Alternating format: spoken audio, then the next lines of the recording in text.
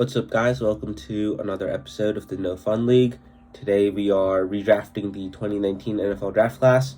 This one had Kyler Murray, Daniel Jones, probably some of the best defensive tackles in the NFL, Quinnen Williams, Christian Wilkins, Dexter Lawrence, Jeffrey Simmons, and really, really good receivers as well, though not as good in the first round in terms of the guys that were picked in the first round. Second and third round was really fantastic for the wide receiver position in this draft class. A lot of those guys are getting paid right now, but let's get right into it. The number one overall pick was Kyler Murray. The Cardinals, after drafting Josh Rosen the year before, ended up with the number one overall pick and realized that Josh Rosen wasn't the guy, so they went and drafted Kyler Murray. I have them sticking and picking. 15,000 passing yards, 94 touchdowns, 48 interceptions, 66% completion rate, and 2,400 rushing yards and 26 rushing touchdowns. A really, really good, I'd say underrated player. Hasn't fully put it all together yet. And then we've talked about perception a lot. I think whatever random clause was in his contract there, where it's be sure to watch film, don't be playing video games. That definitely hurt his perception a lot. So I still think that he's easily the number one overall pick in this draft class for the Cardinals. At number 2, the 49ers picked Nick Bosa. I have them picking Nick Bosa again. 70 sacks in 4 seasons is insane, especially considering that he missed almost an entire season with the torn ACL. 12 forced fumbles, 72 tackles for loss. Just an absolute monster. At 3, the Jets picked Quinnen Williams, and I have them sticking and picking. First time that I think that three picks to start the draft have been the same as they were in real life. 37 sacks, 40 hits, and 44 tackles for loss.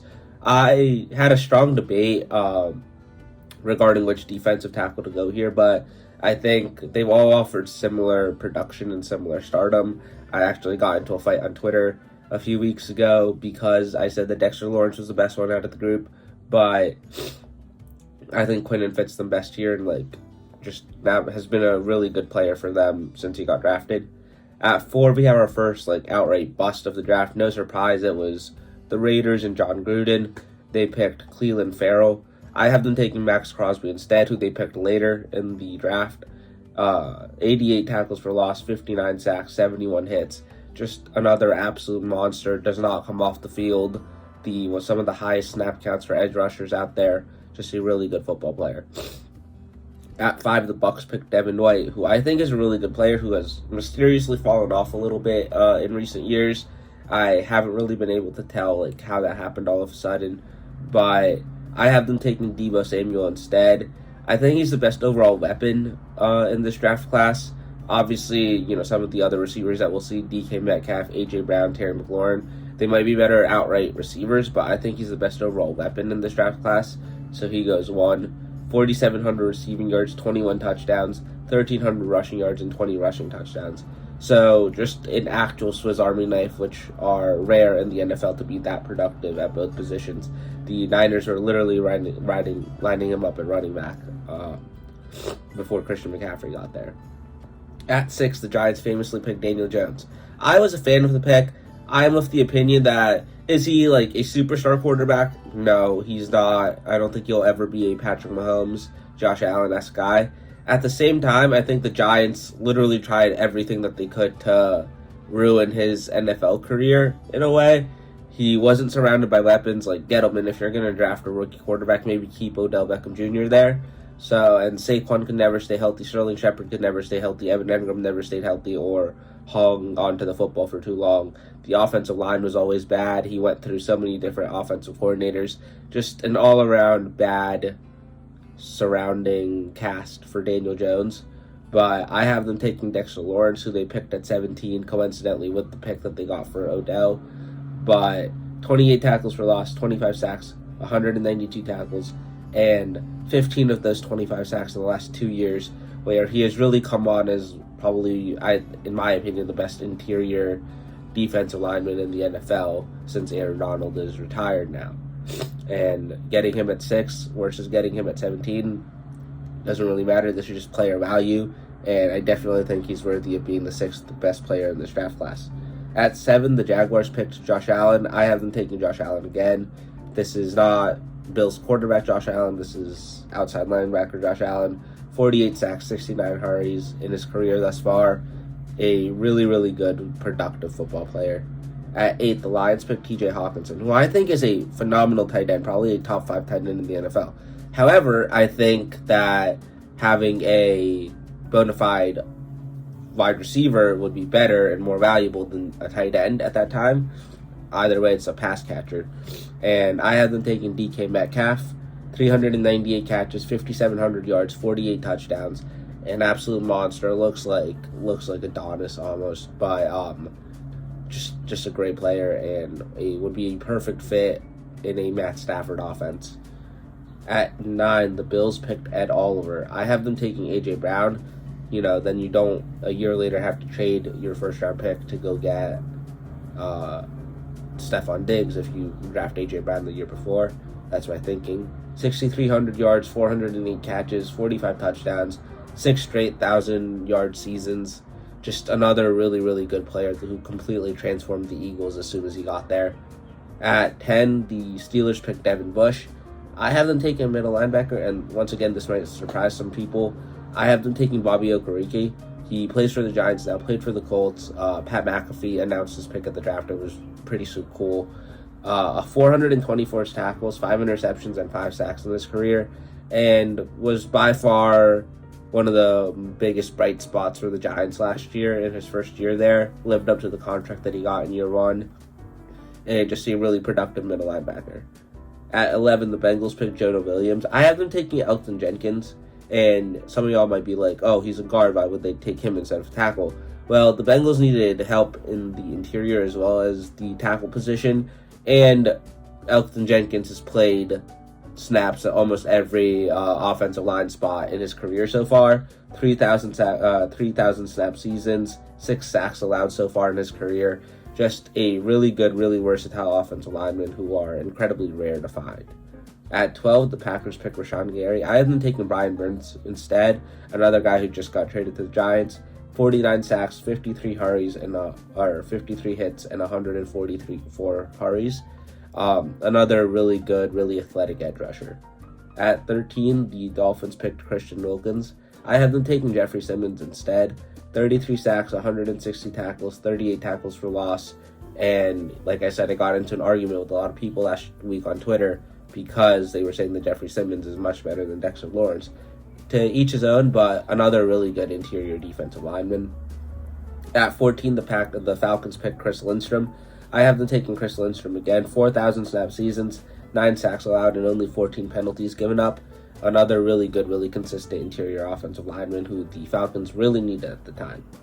At 15, the Washington football team Commanders picked Dwayne Haskins. May he rest in peace. He was the guy that was rumored to go to the Giants at 6, and I feel like, once again, this is a guy who obviously didn't get a fair shot at life given how quickly and unfortunately it ended in an extremely sad way. But at the same time, he never really got a shot in his football career either. He got like 1 or 2 seasons in Washington before he went to Pittsburgh, where he was supposed to be the backup. He had all the talent in the world. He seemed to be a really cool dude with the way, Chase Claypool and other teammates, reacted to what happened. But just was not the right fit in Washington at the time, given the whole Dan Snyder of it all, because that guy could not do anything right in his life. But I have them taking Montez Sweat instead, a guy that they picked later in the first round. I think they traded back into the first round to pick him. Another really good player. Transformed the Bears last year after he got traded there. 41.5 sacks, 51 tackles for loss, 55 QB hits. Just a guy that knows how to get to the quarterback, which is what you need on defense. At 16, the Panthers picked Brian Burns. I have them taking Rashawn Gary, so basically the Packers and Panthers swap edge rushers. But Rashawn Gary missed a couple seasons due to injury and started out a little slow, but 40 sacks, 47 hits, 30 tackles for loss. Really coming into his own as an edge rusher right now and blossoming into a star. At 17, the Giants originally picked Dexter Lawrence. Since they picked him at 6 already, I have them taking Terry McLaurin, 5,300 receiving yards, 25 touchdowns, and 384 catches. Another really productive, really good wide receiver who was picked later in the draft in 2019. It was cool because he went to Ohio State. Dwayne Haskins went to Ohio State, so that was like one of the first instances of drafting a quarterback and receiver from the same school and pairing them up again in the NFL, which we've famously seen with Joe Burrow and Jamar Chase. That's the shining example. But steal him from a division rival and add a bona fide star to your team with the pick that you get from Odell. At 18, the Vikings picked Garrett Bradbury, who I think is a pretty good lineman, but I have them taking Dre Greenlaw instead. 292 tackles, 18 tackles for loss, 3 interceptions, 2 forced fumbles, and that's while playing second fiddle to Fred Warner on that defense. If he is the overall star linebacker, I think he would put up even better numbers. At 19, the Titans picked Jeffrey Simmons. I have them taking Ed Oliver. 24 sacks, 130 tackles, 44 tackles for loss.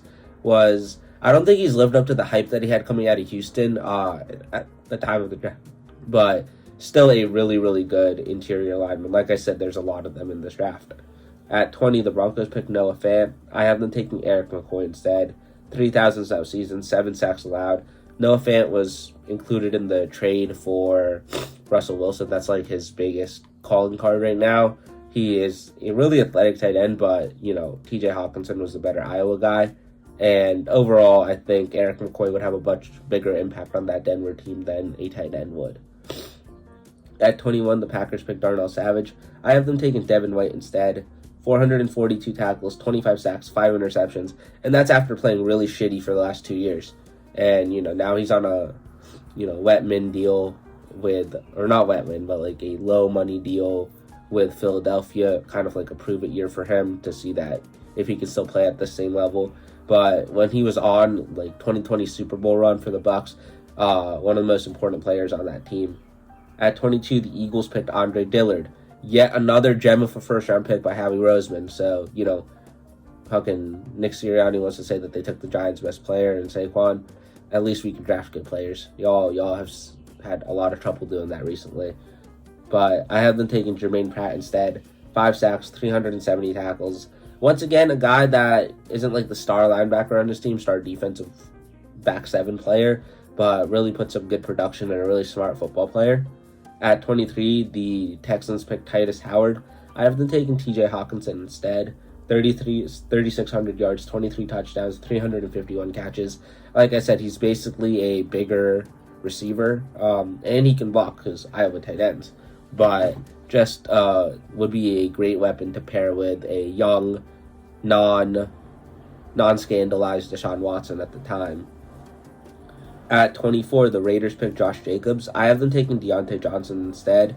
411 catches, 4,500 yards, 27 touchdowns. I was surprised by the production that he has, considering he has a pretty negative perception after last year, some of the low effort stuff on film and things like that. But he's in Carolina now. I think him and Bryce Young are going to have a cool connection this year. But still a guy worthy of being taken in the first round in terms of the production that he's shown in the NFL. At 25, the Ravens picked Marquise Brown. I have them taking Josh Jacobs. I think this is the third or fourth time in these redrafts that I've had them take a running back. But in after the whole Ray Rice situation ended, as shitty as it did, warranted obviously, they really didn't have a running back until Mark Ingram came in there for the Lamar years, and now they have Derrick Henry. But Josh Jacobs, 5,600 yards, 46 touchdowns, 4.3 yards per carry. And that's behind, that's in Oakland and then Vegas behind not the best offensive lines. The Baltimore offensive line has always been pretty good. I think he put up even better numbers there. At 26, the Washington football team, as I said, traded up to get Montez Sweat. I have them taking Marquise Brown, 3,900 yards, 331 catches, 28 touchdowns. Just add another really talented weapon into the mix. I think that he hasn't developed as much as, anybody would have hoped for him to develop in the NFL, but he's still really good for what he does offer, which is why everybody freaked out when he signed with the Chiefs this offseason. At 27, the Raiders picked Jonathan Abram. I have them taking Darnell Savage, 262 tackles, 10 interceptions, a really good safety. who, now I quite frankly don't remember what team he's on right now. I don't think it's the Packers, but it still might be. But I'd say still like a top 32 player in this draft class for sure. At 28, the Chargers picked Jerry Tillery. I have them taking TJ Edwards instead, which might be like a what the fuck selection to some of y'all. 395 tackles, 7 sacks, 5 interceptions. A genuinely really good football player. At 29, the Seahawks picked LJ Collier. I have them taking Juwan Thornhill instead. 250 tackles, 8 interceptions. They've slowly, in recent years, been building back the secondary.